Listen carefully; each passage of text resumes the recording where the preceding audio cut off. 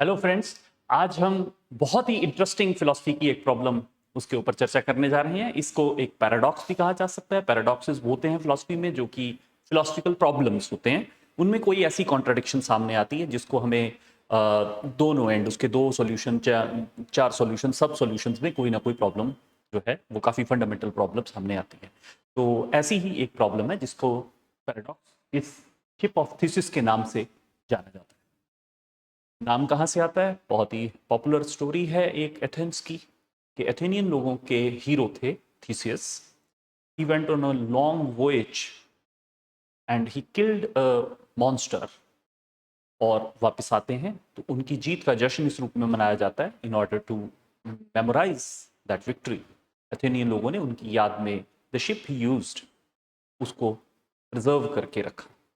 तो वो शिप जो है वो 1000 साल तक प्रिजर्व रहा और एक ग्रीक प्लूटार्क हैं, ग्रीक हिस्टोरियन हुए हैं। प्लूटार्क ने इस स्टोरी को ऐसे क्वाइन किया, इस प्रॉब्लम को क्वाइन किया कि मान लीजिए अगर एथेनियन लोगों ने 1000 साल तक उस शिप को वहां रखा और अब शिप तो लकड़ी से बना है, उसका तो कुछ ना कुछ खराब होता रहेगा, बिगड़ता रहेगा और धीरे धीरे करके उसके सारे पार्ट्स को रिप्लेस कर दिया गया। उसको बचा के रखने के लिए, उसको प्रिजर्व करने के लिए each and every part was replaced.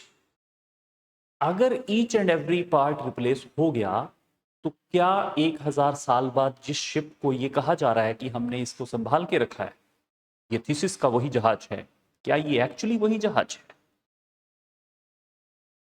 ये तो सोचने वाली बात है।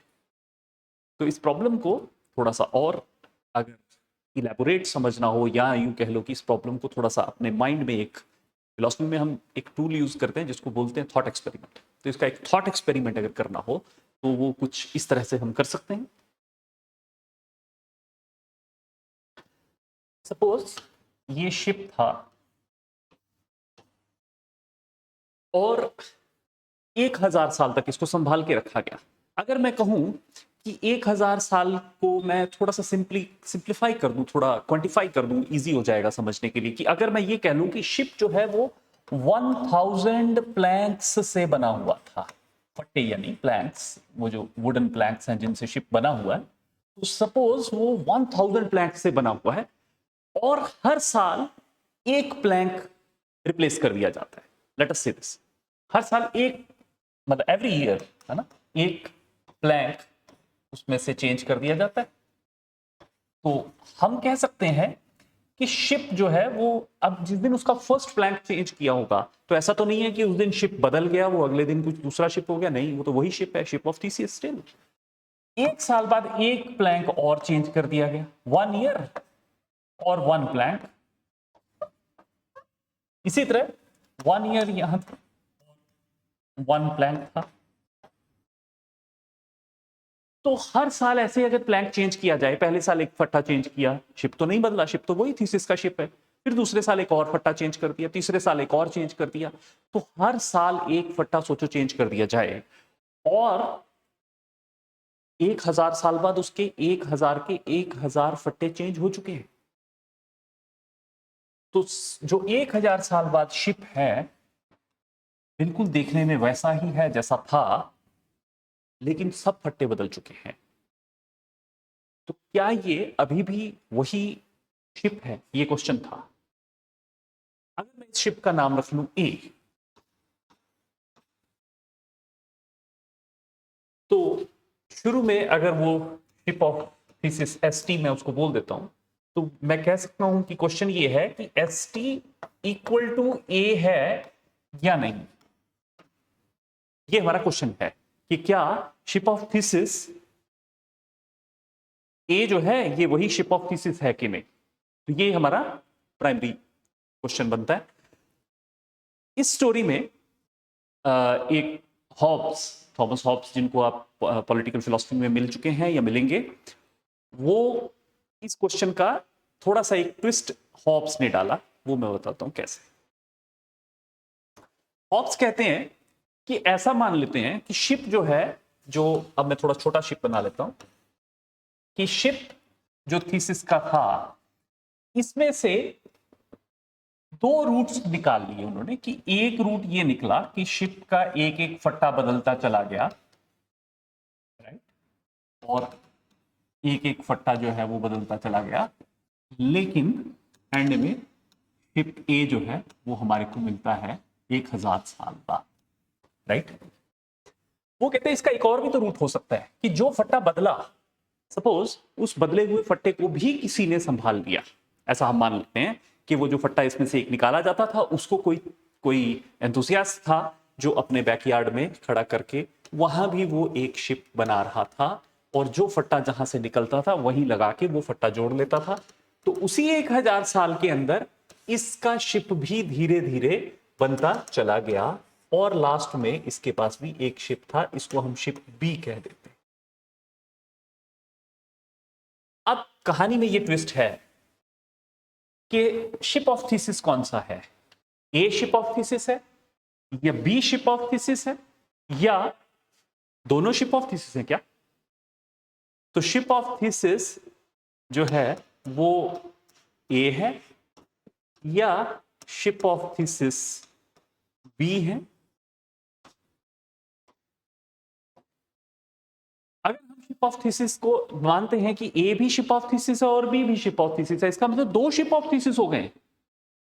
ये तो ट्विस्ट आ गया स्टोरी में। क्या ये दोनों आपस में सेम ही है? क्या A is equal to B? ये भी सही नहीं है, A is not equal to B. तो क्या है ये मामला? तो ये तो पैराडॉक्स है। एक शिप ऑफ थीसिस था, उसका क्लेम है कि वही शिप ऑफ थीसिस वहीं खड़ा हुआ था, एक एक फट्टा चेंज होता रहा, तो अंत में जो शिप ए मिला हमारे को, ये वही शिप ऑफ थीसिस है। दूसरा क्लेम इस दूसरे व्यक्ति ने, जिसने ये सारे फट्टे इकट्ठे किए, हर बार एक फट्टा निकलता था, ये एक फट्टा लगा लेता था, दूसरा निकलता था, दूसरा लगा लेता था। 1000 सालों में इसने एक शिप अपने बैकयार्ड में बना लिया। और इस व्यक्ति का क्लेम है कि असली जो शिप ऑफ थीसिस था वो तो ये है। अब लोग, जनता जो जिसकी श्रद्धा है उस शिप ऑफ थीसिस के प्रति, वो इस व्यक्तियों को कहते हैं कि ये शिप ऑफ थीसिस कैसे हो सकता है, शिप ऑफ थीसिस तो ये है। एक फट्टा बदलने से थोड़ा ना शिप ऑफ थीसिस चेंज हो जाएगा, लेकिन एक एक करके सारे फट्टे बदले जा चुके हैं। तो इस शिप के बारे में जनता का यह कहना है कि ये वो शिप है जिसके ऊपर कभी थीसिस ने कदम ही नहीं रखा। कब थीसिस इस शिप के ऊपर बैठे थे? कभी भी नहीं। लेकिन इन भाई साहब का, जिन्होंने ये शिप बनाया है, उनका क्लेम हो सकता है कि असल में तुम्हारे वाले शिप में कोई भी ऐसा फट्टा नहीं है, ऐसा प्लैंक नहीं है जिसको महाराज थीसिस की चरण शोभ प्राप्त हुई हो, ऐसा एक भी नहीं है, लेकिन मेरे शिप में सारे हैं। तो इट्स अ पैराडॉक्स। इस पैराडॉक्स के सॉल्यूशंस ढूंढने की बड़ी सारी कोशिश की जाती है। इनमें से कब कौन सा शिप थीसिस का असली शिप है?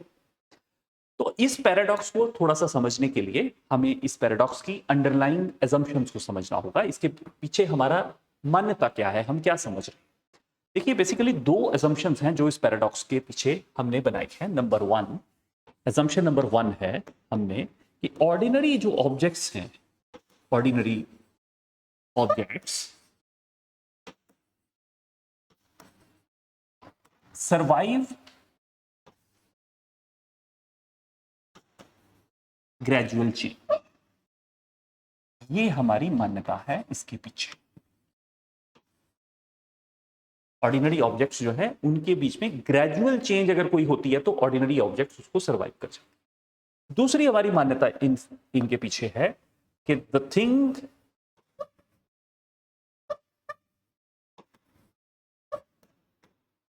Goes where its parts goes.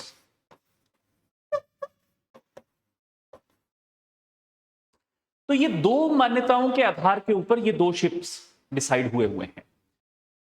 अगर मान्यता एक को माने कि जो ऑर्डिनरी ऑब्जेक्ट्स हैं वो ग्रेजुअल चेंज को सरवाइव कर लेते हैं, तो फिर ये मान्यता सही है, यही है वो असली थीसिस का शिप, क्योंकि ग्रेजुअल चेंज सरवाइव कर ली है उसने। और अगर हम ये मान्यता रखें कि the thing goes where its parts goes, तो फिर वो पार्ट्स तो यहां है, सारे एक एक करके इसमें जुड़ते गए हैं, तो पार्ट्स तो सारे के सारे इस शिप में है। इसका मतलब तो फिर ये शिप असली हुआ। तो इसका मतलब ये दो जो हमारी पॉसिबल जो कंडीशंस हैं, इन दोनों के पीछे अलग अलग एजम्पशंस हैं। One assumption is ordinary object survive gradual change, other assumption is that the thing goes where its part goes. तो इसके सॉल्यूशन जब सोचे जाएंगे, जब लोग इस पैराडॉक्स के सॉल्यूशन सोचेंगे, तो वो इन दोनों में से किसी एक को डिनाई करेंगे। जैसे अगर वो कहेंगे कि ये तो गलत है, शिप ऑफ थीसिस तो ये वाला है जिसमें सारे वो फट्टे हाजिर हैं who were touched someday by Theseus himself। और अगर हम इसको डिनाई करेंगे तो इसका मतलब हम इसको शिप ऑफ थीसिस कह रहे हैं कि शिप ग्रेजुअल चेंज जो है वो उसको सरवाइव कर गया। ग्रेजुअल चेंज को सरवाइव करने का मतलब ऐसा है कि जैसे मान लीजिए ये शर्ट है जो मैंने पहनी है, सपोज मैं इसका एक बटन चेंज करूं, तो क्या सिर्फ बटन चेंज हो जाने से ये शर्ट चेंज हो जाती है? नहीं, शर्ट तो वही है, बटन दूसरा लग गया। तो ऑर्डिनरी ऑब्जेक्ट्स, मतलब ऑर्डिनरी ऑब्जेक्ट इसलिए यूज किया कि ordinary objects are always a combination of a lot of parts, right. तो दोनों एजम्पशंस जो हैं उनको एक को डिनाई करेंगे तो दूसरी सही है, लेकिन दोनों ही कोई सेटिस्फैक्टरी आंसर जो है वो नहीं दे सकते। एक थर्ड एजम्पशन भी है। थर्ड एजम्पशन क्या है, थर्ड सॉल्यूशन क्या है, सिनेरियो 3 अगर उसको मैं बोलूं, उसमें क्या कर सकते हैं कि एक ये भी एक हमारे वन ऑफ द सॉल्यूशंस दिए गए इस पैराडॉक्स के, जिसमें जो काफी रीसेंट सॉल्यूशन में आता है। मैं एक जगह बना लूं अपने लिए।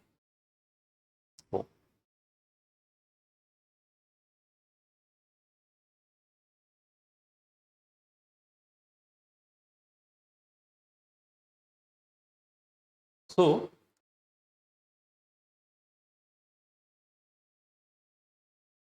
ये हमारा जो सॉल्यूशन है थर्ड, जिसकी मैं बात करने लगा था, वो सॉल्यूशन ये है कि सपोज ये हमारा शिप जो है, अगर हम ये मान लें कि एक भी फट्टा हिलते ही, मतलब जिस दिन पहला फट्टा उसमें से हिलाया गया था उसी दिन ये शिप वो नहीं रहा था। The day first plank was removed, उसी दिन ये शिप चेंज हो गया था। अगर हम ये वाली हार्ड लाइन ले लें तो उसका मतलब क्या होगा कि जो हम सेकंड हमारी फर्स्ट हमारी जो assumptions थी कि द थिंग्स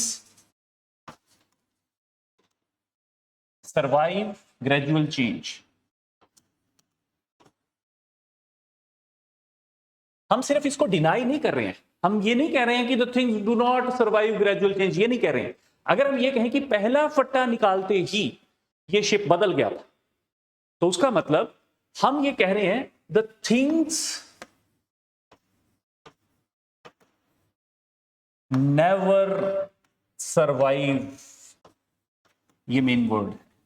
इसका मतलब जो ये बहुत हार्ड लाइन सॉल्यूशन लिया है, इसका मतलब हुआ कि things never survive gradual change. एक भी चेंज हो जाने से थिंग जो है वो खत्म हो जाती है। ये वाला सॉल्यूशन भी लोगों ने दिया। ये सॉल्यूशन उन्होंने कैसे वर्कआउट किया, थोड़ी सी मैं उसकी उदाहरण देके आगे चलता हूं। उन्होंने कहा कि जो आपका फर्स्ट सॉल्यूशन था, जिसमें आपका शिप जो है वो एक एक फट्टा करके बदल रहा था और एंड में वही शिप आप उसको मान रहे थे कि ग्रेजुअल चेंज को सरवाइव कर रही थी, उस केस में आप किस फट्टे की चेंज को कहेंगे कि अब ये शिप जो है बदल गया है? जो लोग इसका ये सॉल्यूशन देते थे कि हम इसको डिनाई कर देते हैं, हम मान लेते हैं कि जो जहां असली फट्टे गए वहीं शिप चली गई, मतलब दूसरा केस सही था। तो ये जो पहले वाला केस है, इसको अगर डिनाई करना हो, अगर ये कहना हो कि एक एक फट्टा बदलने से पूरी शिप बदल गई, अगर हमने ये कहना हो, तो हमें ये बताना पड़ेगा कि किस फट्टे के बदलने के बाद ये शिप जो है वो नहीं रही थी, शिप ऑफ थीसिस नहीं रही थी। मतलब अगर 1000 फट्टे हमने माने थे, तो क्या 500 फट्टों के आसपास कुछ चेंज हुई होगी? तो मान लीजिए हम बहुत एग्जैक्ट हो जाते हैं और हम कहते हैं 550th फट्टा जो है, जब उसको हमने हटाया तब ये शिप पुरानी नहीं रही। अब क्वेश्चन ये है कि 549th फट्टा चेंज करने पे शिप वही थी और 551st फट्टा लगाने पे शिप वो नहीं थी। ये तो बहुत अजीब बात है। आप इतनी आर्बिट्रेरी चॉइस को जस्टिफाई नहीं कर सकते हैं। तो इसका डिफेंड करने के लिए इस आइडिया को कह लो और एक्सप्लोर करते हुए ये जो लेटेस्ट सॉल्यूशन जिसकी हम अभी बात करने लगे हैं वो सामने आया।